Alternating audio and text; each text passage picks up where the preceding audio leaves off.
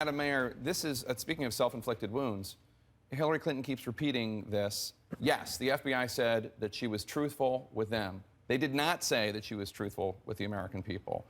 Why is it so hard for her to acknowledge that she made a mistake here and move on? Why does she keep doubling down? I think she's being very careful, and this is something that's very personal to her. I think anyone that is called a liar, if you care about your reputation and your character, that means something, and she wants to make sure that people understand that where she was being truthful. That being said, she should take a page out of Donald Trump's book. It's over. You know, you're apologize, acknowledge, move on. The more you double down, as Trump has done on his missteps, his lies, the further and further he sinks in the polls. So my suggestion would be to let's do as much as we can to put this behind us, because people want to believe in a hopeful America, and the only candidate that's running for president that has a positive outlook on the country is Secretary Clinton, and she should own that space and run with it. Jason, I'll come with you in a minute. I see you furiously writing things that you want to say, but Simone, you used to work for Bernie Sanders. I did. This was the kind of thing that the Sanders campaign and the Sanders supporters would get so angry about. Why is she doing this? What do you feel? So I feel this. So one, I'd like to remind everyone that during one of the first debates, Bernie Sanders said, you know, I'm tired of hearing about the damn emails. Can we focus on the issues? And so part of this is I think we just need to focus on the issues. The server question has been asked and answered, asked again, and answered another time. Secretary Clinton has noted she apologizes. If she could do it all over again, she wouldn't have. I know, but she's creating a new thing here. She wouldn't have. Well, I think the thing is, so one, Secretary Clinton opened herself up to take questions from the media. Folks were like, oh, she's doing this, she created it. It was, I do believe she was responding in answer to a question she got from journalists at NABJ. So, look, I think it's been asked and answered. She was truthful in saying that the FBI said that when she went and talked to the FBI, they didn't call her a liar. They didn't say she lied. They didn't say she was truthful there. Yeah, but not to the American people. They didn't say she was truthful to the American people. But they didn't say she lied to the American people either, Jake. But well, what Director Comey did say is that there were, I think it was 3 emails that didn't have any markings, but they were classified, and even a trained eye would know. But I think the people, here, I take your point on the classification was not marked properly. That's true. But take a listen to this. This is Congressman Trey Gowdy, Republican of South Carolina, talking to FBI Director Comey. Secretary Clinton said there was nothing marked classified on her emails either sent or received. Was that true? That's not true. There were a small number of portion markings on, I think, 3 of the documents.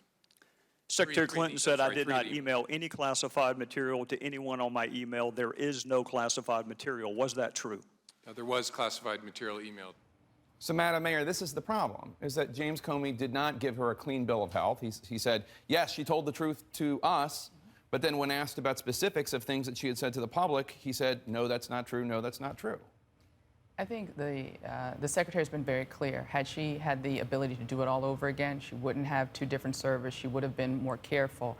I'm convinced that people, just like Bernie Sanders, are done with hearing about the email. The only people that are focused on this and trying to trip her up with what did you say, when did you say it, how did you say it, are the people that are trying to distract from the real issues at hand.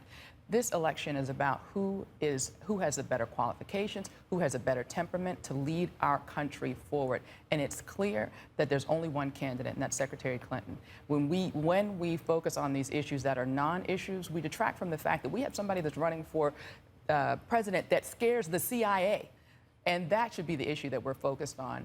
We don't want someone with Trump's temperament, Trump's thin skin, being in charge of our country. And Jason, that's the point for a lot of people who are watching this, is that even if voters have issues with Secretary Clinton when it comes to trust, there is this fitness for the office question that no less than the former acting director of the CIA has raised. And then also President Obama raised it this week, talking about whether or not Donald Trump could even be up to the job. Take a listen.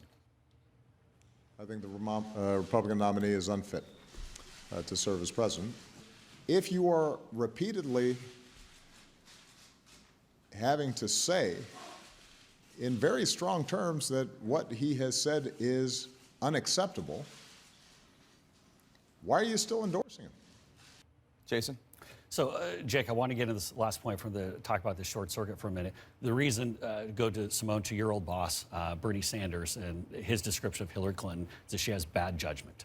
That is why this email issue is such a big deal. So, she has bad judgment. Bad judgment. So I was the press secretary for Senator Sanders, so I think I know what it is exactly that he said.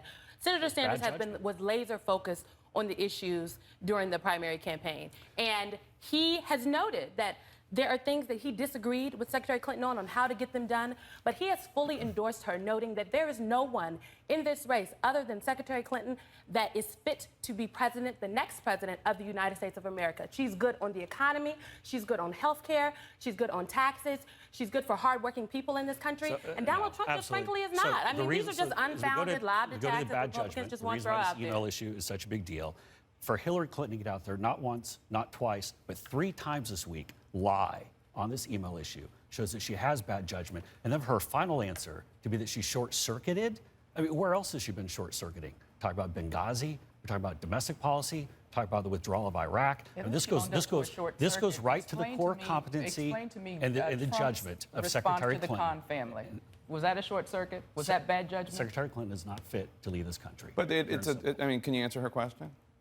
As we saw, again, attacks coming out of a Democratic convention, I think what we want to talk about here. The difference is she owned it. She said she short-circuited, and she's wanted to move forward. The problem with Trump is you, him, and his surrogates refuse to own your mistakes. I have a 12-year-old daughter. I said people make mistakes all the time. You own it, you learn from it, you move on. Jake. What we're seeing from the Trump campaign and his surrogates is a refusal to acknowledge any mistake, any mistake. Like lying to the American public on the emails? Donald Trump lied multiple times this week, by the way. He's not truthful on many things. And again, there's no substance. And so if we want to talk about lying to this the goes American why, people. This goes why the race can contract so quickly when people. Unfortunately, we got to go. I'm going to have to fact check that you have a 12-year-old daughter because I find that hard to believe.